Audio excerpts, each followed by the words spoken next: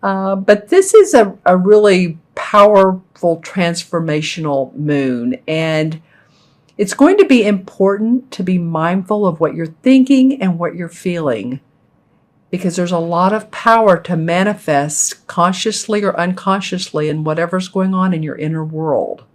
That can be reflected because of this super full moon. And this can be a little bit of a volatile moon too. There's a couple planets that are arguing, and so it's going to really reflect our emotions, and our emotions are going to feel charged.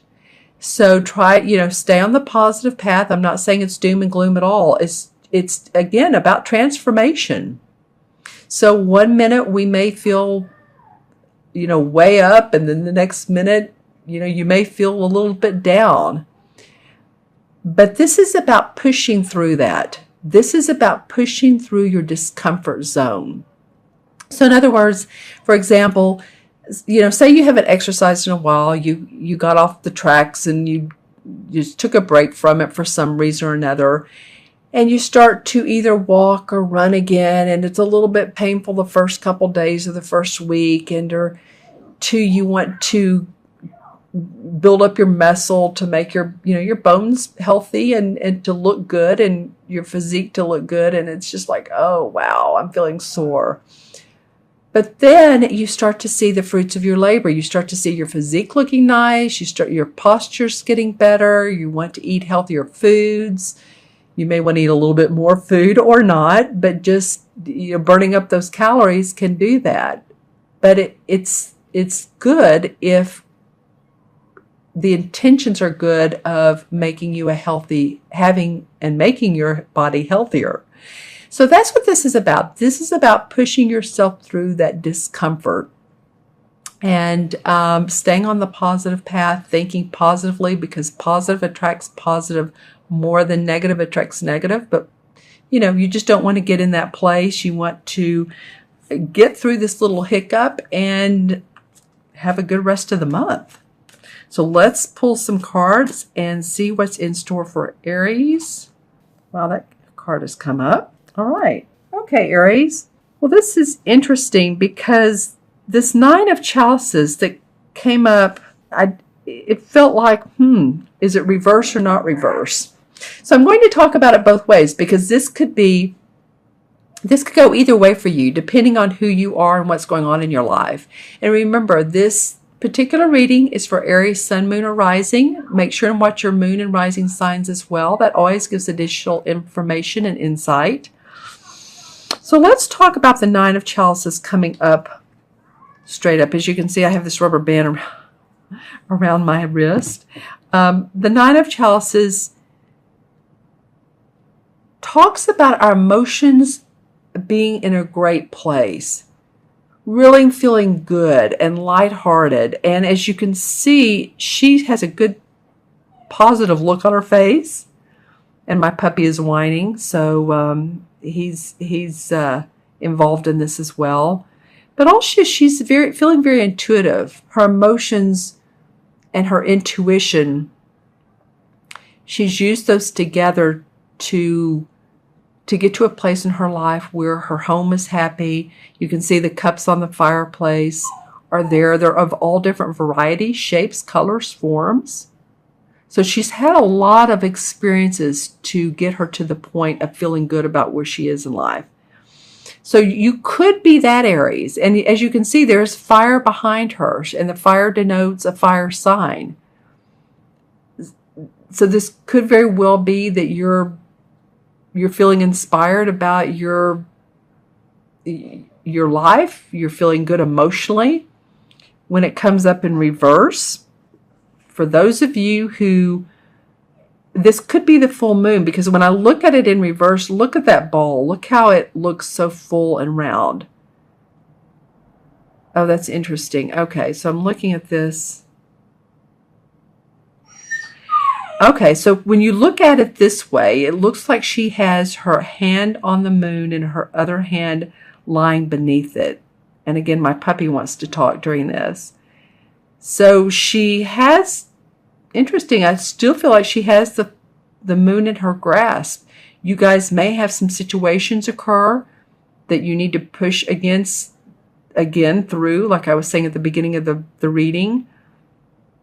Some issues, things that come up, and this tugs at your heart, or it's like you need to push through a relationship or a job, somebody at your job, or you need to get active, like I said earlier. But I do feel like that you have a grasp on this. So let me know in the comments below.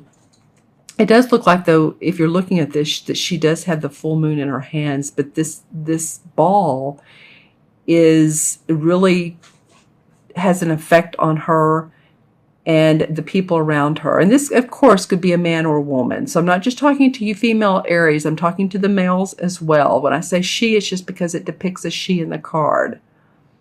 All right? The next card is one that came up for another sign.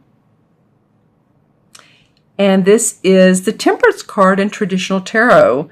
This card has a lot of detail. And so this is about bridging the spiritual and the material worlds together. Again, there's Puppy.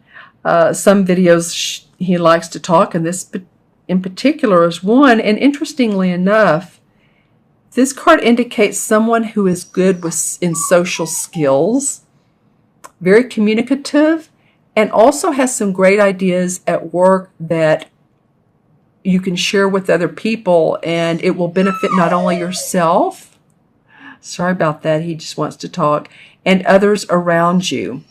So pay attention to divine guidance, because as you can see, the fairies are around her head and her neck, and they're giving her advice and intuition and guidance. And then she has all of her candle and her flowers and her ingredients to mix this into something that she can manifest out. So lots of good ideas, Aries. And then the third card is an awesome card. This is the Three of Pentacles.